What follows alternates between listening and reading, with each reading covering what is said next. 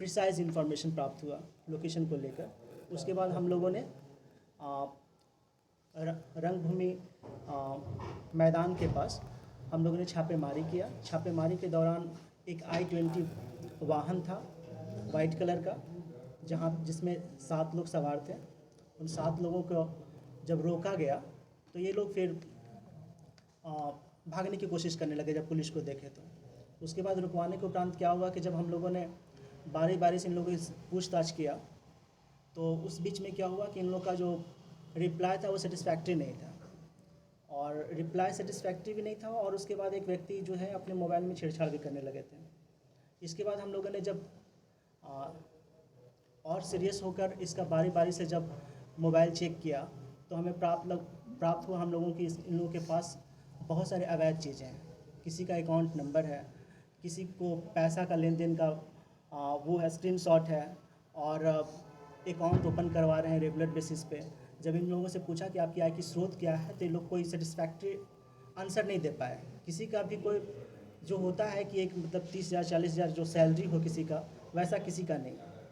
तो उसके बाद हम लोगों ने और पूछताछ किया, और उसके बाद फिर हम लोग इन लोग का मोबाइल सीज़ किए, और इन लोग के पास जो डॉक्यूमेंट प्राप्त हुआ उसका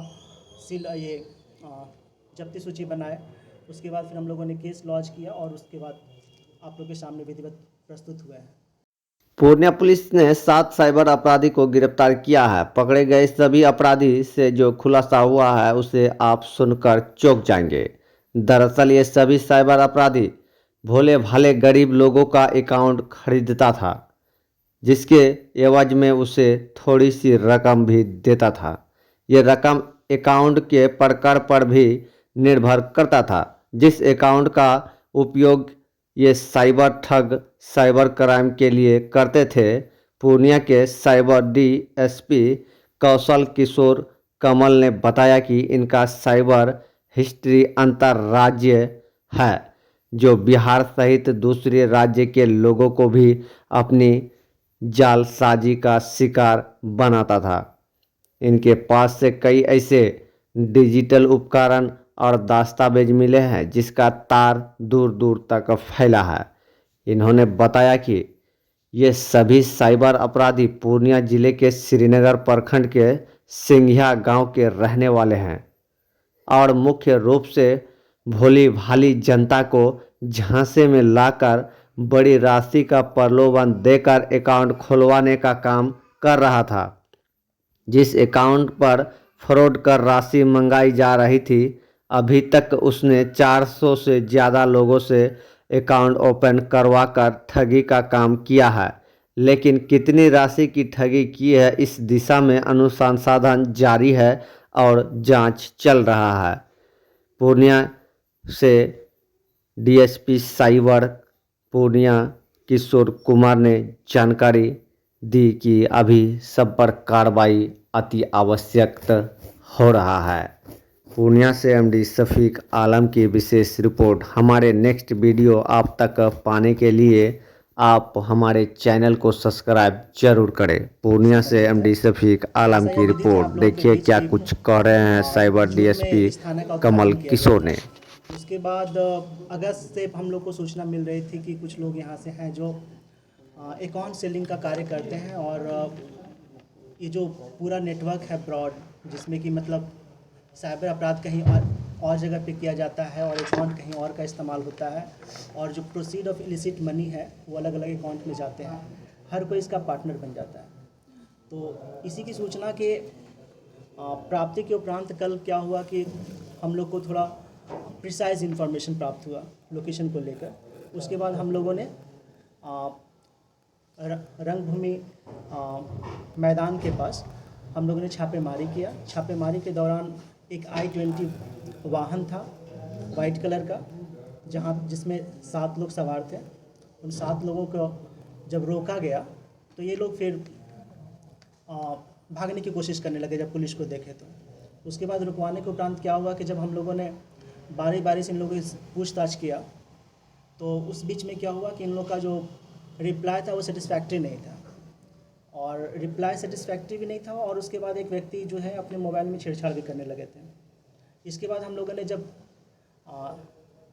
और सीरियस होकर इसका बारी बारी से जब मोबाइल चेक किया तो हमें प्राप्त हुआ हम लोगों की इन लोगों के पास बहुत सारे अवैध चीज़ें हैं।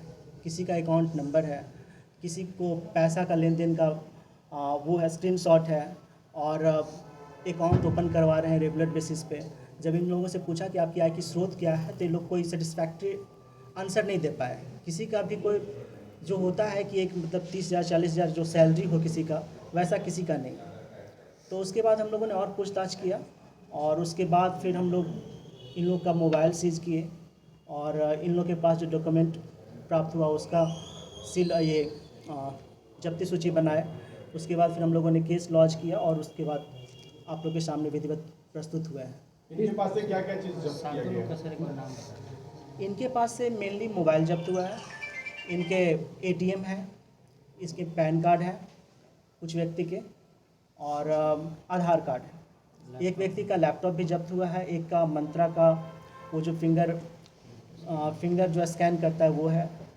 तो ये सब मेन फाइंडिंग है। इसके अलावा जो फाइंडिंग है वो ई डॉक्यूमेंट है, जो चैट हुआ है या फिर उसके जो फ़ोटो हैं उनके डॉक्यूमेंट जो है उनके मोबाइल में है। अच्छा, ये लोग अपने जो जुर्म है उसको कबूल किया है कि ये लोग इस तरह के फ्रॉड के काम करते थे? हाँ, इन लोगों ने अपने जुल्म को कबूल किया है, क्योंकि जब हम लोगों ने इनसे पूछताछ किया कि आपने जो ये चैट कर रहे हैं इसका मतलब क्या होता है, आप क्या कर रहे हैं, तो इन लोग का फिर यही था कि हम लोग अकाउंट को सेल करते हैं। हम लोग बहुत सारे वैसे लोगों को टारगेट करते हैं जो वल्नरेबल हैं, जैसे कि स्मैकियर होते हैं, और इसके अलावा जो वल्नरेबल हो गए जो बहुत बिलो पॉवर्टी लाइन है, एब्जेक्ट पॉवर्टी में रह रहे हैं, जिनको पैसे की सख्त ज़रूरत है, तो वैसे वल्नरेबल लोगों को ये लोग ल्योर करते हैं और उनको फंसाकर अपने झांसे में लेकर पैसा देते हैं।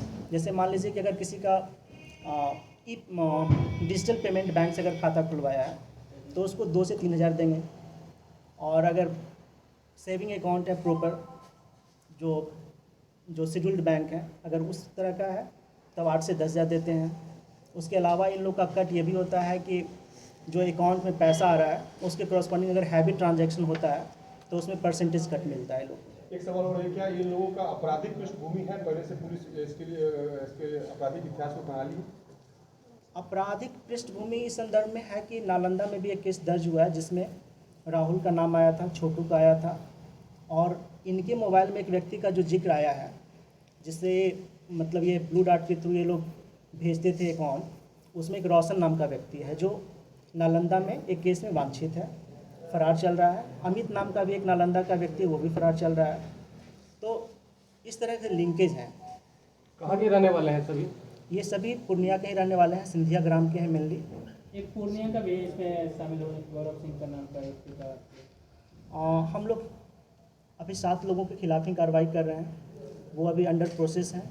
कितने दिनों से ये अच्छा, लोग लोगों इस को तरह एक का मैसेज करते देना चाहेंगे कि ये लोग जिस तरह से फ्रॉड कर रहे थे account false account Account sell क्या कर रहे उस तरह के लोगों से जो गुमराह कर रहे थे तो कैसे इन लोगों से बचा जाए?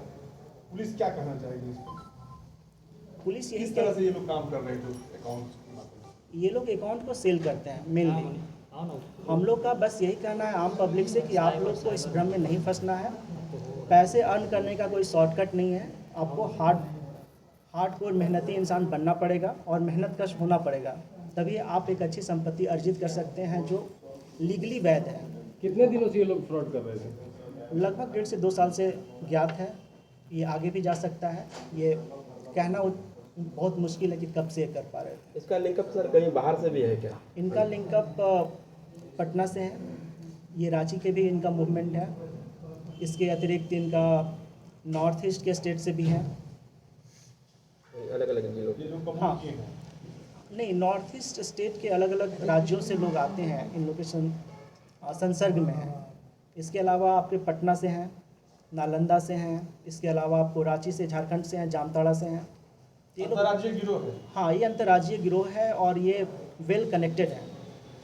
जो साइबर का जो अपराध है उसमें उस नेटवर्क में पूरी तरह से कनेक्टेड है।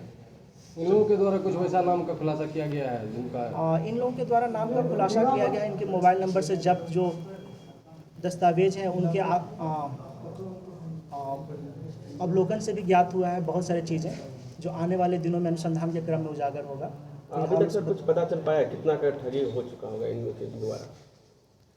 आकलन कर पाना बहुत मुश्किल है, क्योंकि इन लोगों ने, अगर आप डिटेल में जाएंगे तो हम लोग लगभग 300 से 400 अकाउंट को इन लोगों ने टारगेट किया होगा, प्रोवाइड किया होगा। तो अगर आप उस तक कंसर्न में देखेंगे, अगर ऑन एंड एवरेज कितना पैसा भी आता हो, तो आपको एक अच्छी खासी अमाउंट, करोड़ में जाएगा ये। करोड़ में चल जाएगा।